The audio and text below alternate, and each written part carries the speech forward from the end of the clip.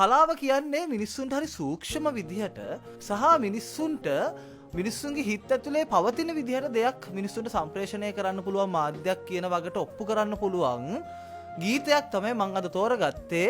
මොකද මේ ගීතය ඇතුලේ කියවෙනවා කාන්තාවකට සමාජය තුල විශේෂයෙන්ම ආසියාතික ගැහැණියකට මේ සමාජය ඇතුලේ කියන්න බැරි, හඬ නගන්න බැරි, ඉල්ලන්න බැරි, නමුත් ඇයට විවාහ ජීවිතය තුළදී අනිවාර්යයෙන්ම හිමි විය යුතු අයිතිවාසිකමක් ගැන මේ ගීතය ඇතුලේ හරි සියුම් විදිහට කියවෙනවා.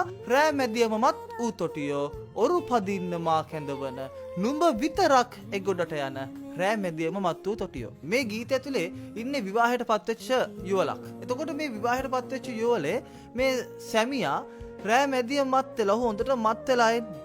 ඔරු පදින්න මා කැඳවන. මේ ඔරු පදිනවා කියන එකේ සංකේතවත් කරන්නේ මම හරි සරලව කතා කරන්නම්. මොකද මේ වගේ දේවල් හංග කතා කරන්න ඕනේ නැහැ. ඔවුන් ලිංගිකව එකතු වෙනවා. ඔවුන්ගේ ලිංගික සංසර්ගයක් සිද්ධ වෙනවා. ඔරු පදින්න මා කැඳවන. ඔහු ආස්වාදයක් ලබන්න ඇය කැඳවනවා. නුඹ විතරක් ඒ ගොඩට යන. හැබැයි දැන් මේ තොටියා තනියම තමයි ඒ ගොඩට යන්නේ. ඒ කියන්නේ මොහු තමන්ගේ බිරිඳව ලිංගික කාර්ය සඳහා එක් කරගන්නවා. නමුත් ඔහු විතරයි ඒකෙන් තෘප්තියක් ලබන්නේ. ඔහු රෑමැදියෙන් මත් වෙලා ඉන්නේ. මාස් වැස්ස ඉවර වෙලා අලුත් වතුර ගලන ගඟේ මල් නෙළුවා මතකද තොටියෝ.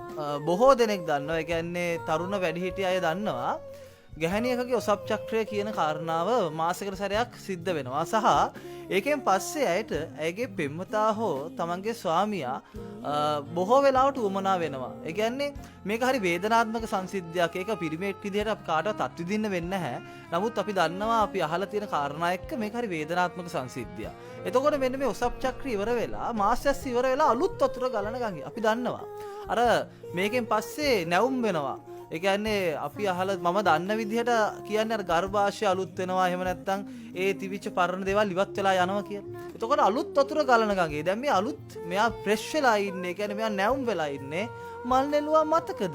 එහෙම යුගයක් තිබුණා. අපි ඒ කාලේ හරි සතුටින් හිටියා. ඔරුව පෙරළුණත් ගඟ මැද මාව අරන් ඔබේ තුරුලට එතර කරා මතකයි තොටියෝ. අපි දන්නවා පිරිමියෙක්ට තියෙන ලිංගිකව හැසිරෙන්න පුළුවන් කාලයට වඩා ගැහැණියකට ලිංගිකව හැසිරෙන්න පුළුවන් කාලය වැඩි. ගොඩක් වෙලාවට පිරිමි විසින් හංවඩු ගහනවා ගැහැණු අපි කියන්නේ අර බඩු විදිහට. එහෙම නැත්නම් වේශ ගෑනු විදිහට. මෙන්න මෙහෙම හංවඩු ගහන ලොකුම හේතුව මොකද්ද? ඔවුන් වෙන අයත් සමග අනියම් සබඳතා ඇති කර ගැනීම. දැන් මේ අනියම් සබඳතාවයක් ඇති වෙන්න හේතු හොයලා බලුවට පස්සේ ගොඩක් වෙලාවට තියෙන්නේ ඔහුගේ ලිංගික ජීවිතය ඇතුළේ ඔවුන් තෘප්තිමත් නොමැති වීම. මෙන්න මේ දෙන්නා අර නැවුම් වතුර ගලන ගඟේ මල් නෙලලා මගදී මේ ඔරුව පෙරළුනොත් ඒ කියන්නේ පිරිමියා ලිංගික තෘප්තියට ගිහිල්ලා ඔහු සුරාන්තයට පත් වුණාට පස්සේ ඔහු තමන්ගේ ගැහැණිය ඇතෑරලා නැහැ. ඇයව ඔහුගේ තුරුලට අරගෙන ඔහු ඇයවත් ඇයගේ නිසි තෘප්තිය ඇතුලේ පිනවල තියෙනවා. රුවල් නගා යන නැව් දැක සසල වෙලා බැලුවත් නුඹ නැව් නගින්න හිත නෑ තොටියෝ. මොහු වෙන කාන්තාවන් ගැන ආශාවක් දක්වනවා. දැන් තමන්ගේ බිරිඳව මොහුට මග ඇරෙන්න එකම හේතුව මොහු වෙන අය දිහා ආශාවක් දක්වනවා කියන එක හිතන්න පුළුවන්. එතකොට තමන්ගේ ළඟ ඉන්න කෙනා එපා වෙනවා. මොකද ඒ කියන්නේ අපි දන්නවා අපි හැමදාම අපිට එකම දෙයක් එක්ක හැමදාම නිරත වෙනකොට ඒක අපිට සාමාන්‍ය වෙනවා සහ ඒක එපා වෙනවා. ඒක ගොඩක් වෙලාවට වෙනවා.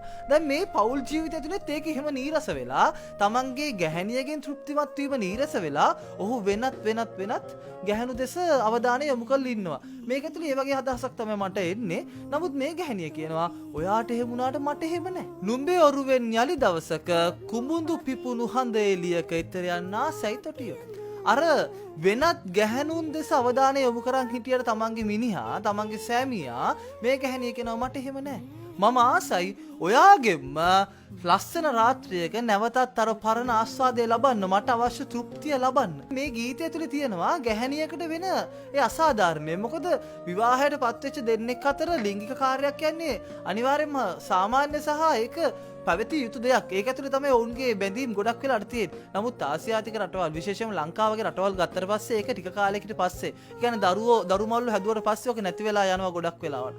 ඒ වෙලාවට අර ගැහැණිය ඒ Tamanට නොලැබෙන තමන්ගේ පිරිමියාගෙන් නොලැබෙන දේ හොයාගෙන ගියා වෙන තැන් වලින්. ඒ වගේ වෙලාවට ඒ ගැහැණු ඝාතනයට ලක් වෙනවා. එහෙම නැත්නම් සමාජයේ කොන් කිරීම වලට ලක් වෙනවා. පවුල් වලින් පිටමං කරනවා. ඒ වගේ විවිධාකාර ප්‍රශ්න වෙනවා.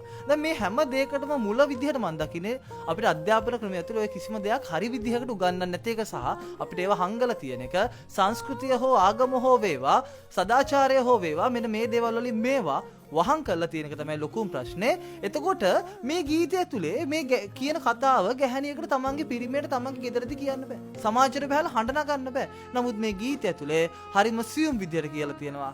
ගැහණුන්ට මෙහෙම අසාධාරණ වෙනවා. ගැහණුන්ට මෙහෙම අකටයුතුකම් වෙනවා. මේකෙදි වග කියන්න ඕන පිරිමියා කියන කාරණාව හරි මනා විදියට කියලා තියෙනවා. සහ තනියම තෘප්තිමත් වීම නොවේ විවාහය තමන්ගේ සහකරුවා හෝ සහකාරිය ගැන සිතීම තමයි විවාහ ජීවිතයේ තියෙන තෘප්තිය කියන දේත් මේ ගීත ඇතුලේ කියනවා. ඉතින් අපූර්ව ගීතයක් හොඳට අහන්න හොඳට මේ ගීත ඇතුලේ තියෙන පදත් එක්ක මුසු වෙන්න මේ සංගීතයත් එක්ක මුසු වෙලා ඒ හැඟීමට එකතු වෙන්න හැමෝටම ජය වේවා මම බොලා.